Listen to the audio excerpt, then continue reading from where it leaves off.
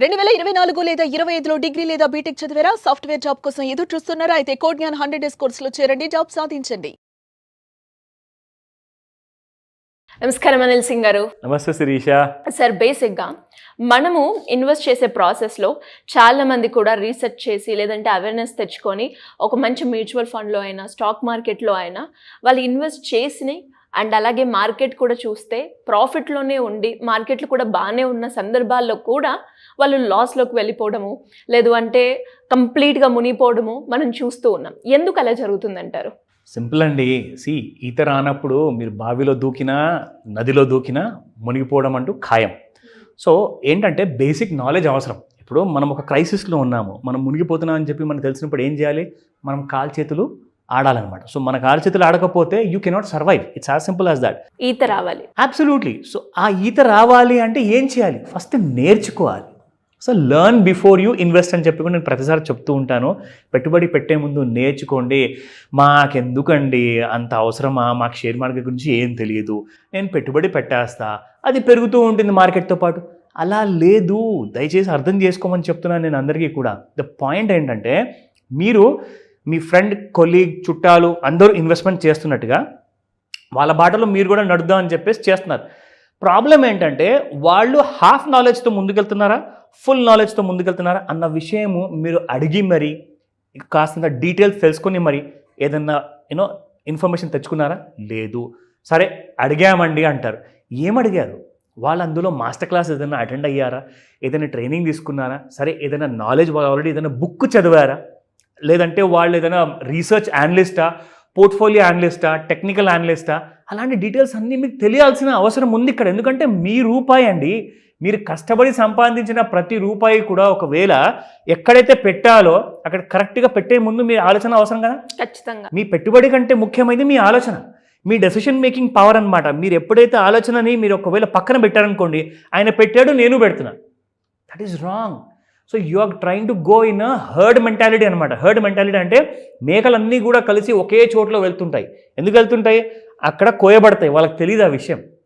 So మీరు అదే తప్పు రిపీట్ చేయకండి అని చెప్తా. ఇక్కడ కొన్ని ఇంపార్టెంట్ విషయాలు నేను తీశాను, చాలా మీకు అవసరం అవుతుంది, మీకు పనికి వస్తాయి. రాసుకోండి. అవసరమైతే ఈ వీడియోని పాజ్ చేసి స్క్రీన్ షాట్ తీసుకొని పెట్టుకోమని చెప్తా. అంత ఇంపార్టెంట్ డీటెయిల్ అది. సో మీరు 100 రూపాయలతో పెట్టుబడి స్టార్ట్ చేస్తున్నారు, 10,000తో స్టార్ట్ చేస్తున్నారా, 1,00,000 రూపాయలతో స్టార్ట్ చేస్తున్నారా? ప్రతి నెల మీకు 1 కోటి రూపాయల నుంచి 10 కోట్లు వస్తుందన్న ఆశతో ఉన్నారు. ఆ నమ్మకంతో మీరు ఉన్నప్పుడు information is power. Because money కంటే ఎక్కువ పవర్ఫుల్ ఉన్నది ఇప్పుడు ఈ ప్రపంచంలో ఇన్ఫర్మేషన్, నాలెడ్జ్. సో ఆ నాలెడ్జ్ తెచ్చుకోవడానికే నేను కొన్ని సీక్రెట్స్ రివీల్ చేయబోతున్నాను. సో నేను అంటున్నాను పూర్తి ఫోకస్తో చూడండి. Now factors to consider while selecting a mutual fund category. అందరు ఏం చేస్తారంటే ఎస్బీఐలో చాలా ఉన్నాయండి మ్యూచువల్ ఫండ్స్, హెచ్డిఎఫ్సిలో చాలా ఉన్నాయి, ఐసిఐసిఐ బ్యాంక్లో ఉన్నాయి. బ్యాంక్దే కదండి, బ్యాంక్ ఎందుకు మనకు ముంచుతుంది? ఏదో ఒక మ్యూచువల్ ఫండ్లో పెట్టేస్తారు. అందులో చేసే తప్పులు అన్నీ ఇక్కడ చూపిస్తున్నారు. ఇదిగోండి, మీ ఇన్వెస్ట్మెంట్ ఆబ్జెక్టివ్ ఏంటి? అసలు మీరు దేనికోసం పెట్టాలనుకుంటారు? మీకు 1 కోటి రూపాయలు కావాలా, 10 కోట్లు కావాలా? దాని ఆబ్జెక్టివిటీ అది తెలుసుకోండి. రెండోది టైం హొరైజన్. మీరు 5 సంవత్సరాల కోసం పెడుతున్నారా, 20 సంవత్సరాల కోసం పెడుతున్నారా, లేదా 30 సంవత్సరాల కోసం పెడుతున్నారా? ఆ హొరైజన్ చూసుకోండి. మూడోది రిస్క్ టాలరెన్స్. రేపటి రోజున మళ్ళీ పెద్ద వార్ జరిగింది, ఏదో ఒక నెగిటివ్ న్యూస్ వచ్చింది అనుకోండి, ఆ టైంలో మార్కెట్స్ మళ్ళీ కుప్పకూలుతాయి. లేదంటే ఈసారి COVID-2 వచ్చింది అనుకుంటాం, రాకూడదు దేవుడి దయ వల్ల. బట్ ఒకవేళ ఇలాంటిది ఏదో కొత్త రోగాలు వచ్చాయనుకుందాం, ప్రపంచం అందరు చనిపోతున్నారు, అలాంటి టైంలో మార్కెట్స్ ఏమవుతాయండి? బాగా పడిపోతాయి. మరి అలాంటప్పుడు మీరు వెయిట్ చేసి ఆ లాసెస్ని భరించి స్మార్ట్గా పోర్ట్ఫోలియో చర్నింగ్ ఎలా చేయాలి, నేను ఒక మ్యూచువల్ ఫండ్లో ఇరుక్కొని ఉన్నాను, ఇందులోంచి కాస్త లాస్ బుక్ చేసుకొని బయటకు వచ్చేసి ఇంకో కొత్త మ్యూచువల్ ఫండ్ కొనుక్కుంటాను అన్న ధైర్యం మీ దగ్గర ఉందా? ఆ రిస్క్ టాలరెన్స్ మీ దగ్గర ఉందా లేదా? అది మీరు తెలుసుకోండి. So basic 3 fundamentals. Now factors to consider while selecting a mutual fund scheme ఏంటంటే ఈ performance against benchmark, performance against peers అంటే ఏంటి? ఇవన్నీ నేను తీసుకోకపోయే రెగ్యులర్గా మాస్టర్ క్లాస్లో ఇవన్నీ సబ్జెక్ట్స్ అనమాట. సో దాని మీద ఉన్న ఇంపార్టెంట్ పాయింట్స్ మీ అందరితో ఇవాళ షేర్ చేసుకుంటున్నాను శిరీష. సో పర్ఫార్మెన్స్ కన్సిస్టెన్సీ అండి, సింపుల్ అండి. ఇప్పుడు మీరు స్కూల్కి వెళ్తున్నారు, ఎల్కేజీ నుంచి 10th వరకు మీరు ఎన్ని ర్యాంకులు సాధించారు, ప్రతి సంవత్సరం ఎలా పాస్ అయ్యారు అన్నది మీకు తెలుస్తుంది కదా. అంటే నేను ఫస్ట్ క్లాస్లో ఉన్నప్పుడు ఏదో చిన్న మార్కులతో పాస్ అయ్యా, కానీ 10th క్లాస్లో మీరు మెరిట్ స్టూడెంట్గా పాస్ అయ్యారా? లేదంటే ఫెయిల్ అవుతూ 35 మార్కులు తెచ్చుకొని పాస్ అయ్యారా అంటే అక్కడ ఆ స్టూడెంట్ యావరేజ్ స్టూడెంట్ అనమాట. అలాగే ఇక్కడ పర్ఫార్మెన్స్ కన్సల్టెన్సీలో మీరు చూసుకున్నప్పుడు మీ మ్యూచువల్ ఫండ్ ప్రతి సంవత్సరం మీకు 60% ప్రాఫిట్ ఇస్తుందా, 100% ఇస్తుందా, లేదంటే 10 లేదా 5% ఇస్తుందా అన్న కేటగిరీ మీరు చూసుకోవాలి. లేదంటే మళ్ళీ మీరు మునుగుతారు. అప్పుడు ప్లీజ్ మీరు మార్కెట్నే బ్లేమ్ చేస్తారు. Please don't blame the market.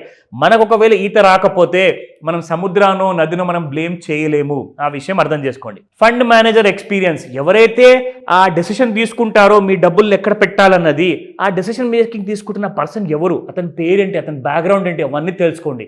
ఇది చాలా ఇంపార్టెంట్ పాయింట్.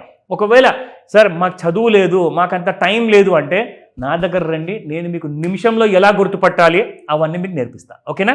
నా ఏఎంసీ ట్రాక్ అంటే యాజెట్ మేనేజ్మెంట్ కంపెనీ అనమాట.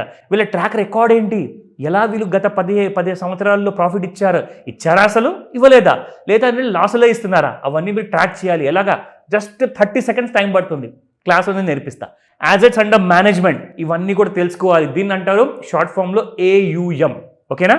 నా ఎక్స్పెన్స్ రేషియో అంటే ఏంటి అంటే నేను ఒక 1000 రూపాయలు 1,00,000 రూపాయలు పెట్టుబడి పెడితే నా దగ్గర నుంచి ఫీజు ఎంత తీసుకుంటున్నారు? మీరు 1000 రూపాయలు తీసుకుంటున్నారా లక్షకి, లేదంటే లక్షకి 10,000 తీసుకుంటున్నారా? ఎక్స్పెన్స్ రేషియో చూసుకోండి. ఇవన్నీ కూడా బేసిక్స్ అనమాట. నా క్విక్లీ నేను మీ అందరికి ఒక ఇంపార్టెంట్ ఇన్ఫర్మేషన్ ఇస్తాను. దీని తర్వాత ఏదైనా మ్యూచువల్ ఫండ్ కొనే ముందు నేను ప్రతి వీడియోలో చెప్పాను శిరీష. ఇప్పటిదాకా ఏం చెప్పాను? వాళ్ళ పోర్ట్ఫోలియోలో ఏ స్టాక్స్ కొంటున్నారు, ఏ స్టాక్స్ అమ్ముతున్నారు అన్న విషయం చూసుకోండి. ఇది టాప్ సెల్స్ అంటే వాళ్ళు ఏ కంపెనీలో అమ్మారు, వాళ్ళు టాప్ బైస్ అంటే ఏ కంపెనీస్ కొన్నారు వాళ్ళ పోర్ట్ఫోలియోలో. ఎందుకంటే ఆ మ్యూచువల్ ఫండ్లో మేనేజరు అలాంటి కంపెనీ షేర్స్ కొంటేనే మీకు కదా ప్రాఫిట్ వచ్చేది, అవునా? వాళ్ళు ఏదైనా తప్పుడు కంపెనీలు కొంటున్నారా అనేది మనకెలా తెలియాలి అంటే మీరు ఒక చార్ట్ సాఫ్ట్వేర్ ఉంటుంది, అందులో ఓపెన్ చేస్తే మీకు నిజాలన్నీ కూడా తెలుస్తాయి. సో ఇది పాయింట్ నెంబర్ 2. మూడోది, ఇది చాలా ఇంపార్టెంట్ విషయం అండి. గత 10 సంవత్సరాల నుంచి ఆ మేనేజర్ ఎవరైతే ఫండ్ మేనేజర్గా ఉన్నాడో అతను అనలిస్ట్గా లేదా మేనేజర్గా 10 సంవత్సరాలు పనిచేసి ఉండాలి అదే కంపెనీలో. అండ్ గత 5 ఏళ్ల నుంచి అతనే పోర్ట్ఫోలియో మేనేజర్ ఉండాలి.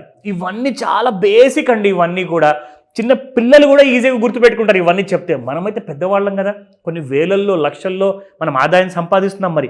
సో అలాంటి విషయంలో ఉన్నప్పుడు మీరు ఇవన్నీ బేసిక్స్ తెలుసుకుంటేనే మాస్టర్ క్లాస్లో మీకు నేను జస్ట్ ఒక ఐడియా ఇస్తున్నాను. ఇక్కడ మాస్టర్ క్లాస్లో మీకు ఇంకా డీప్లో చెప్తాను. ఇకపోతే ఇది అన్నిటికంటే ఇంపార్టెంట్ ఏంటంటే మీరు ఫీజు పే చేయాల్సిందే. అది ఎంత పే చేస్తున్నారు ఎగ్జాక్ట్లీ?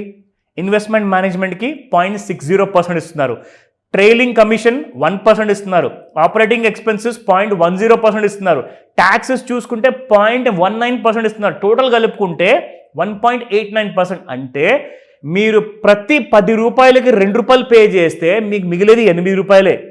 అంటే మీరు 1,00,000 రూపాయలు పెట్టుబడి పెట్టినప్పుడు మీకు 20,000 ఇవన్నీ ప్రతి నెల ప్రతి సంవత్సరం మీకు ట్యాక్స్ రూపంలో పోతుంటే మీరు ఏం సంపాదిస్తారండి? సో ఇవన్నీ ఎక్స్పెన్స్ రేషియోలో చూసుకుంటేనే మీకు తెలుస్తుంది ఎవరు తక్కువ ఛార్జ్ చేసి ఎక్కువ రాబడి ఇస్తున్నారు. వాళ్ళ మ్యూచువల్ ఫండ్లోని ఇన్వెస్ట్మెంట్ చేయండి, లేదా ETFలో పెట్టండి. లేదంటారా మ్యూచువల్ ఫండ్ పోర్ట్ఫోలియోలో ఉన్న స్టాక్లో డైరెక్ట్గా మీరే పెట్టుబడి పెట్టండి. అది ఎలాగో నన్ను అడిగి తెలుసుకోండి. డెఫినెట్గా sir. Thank you so much. Welcome Sirisha. Suman టీవీలో మీ పర్సనల్ అండ్ బిజినెస్ ప్రమోషన్స్ కోసం కింది నెంబర్కి కాంటాక్ట్ చేయండి.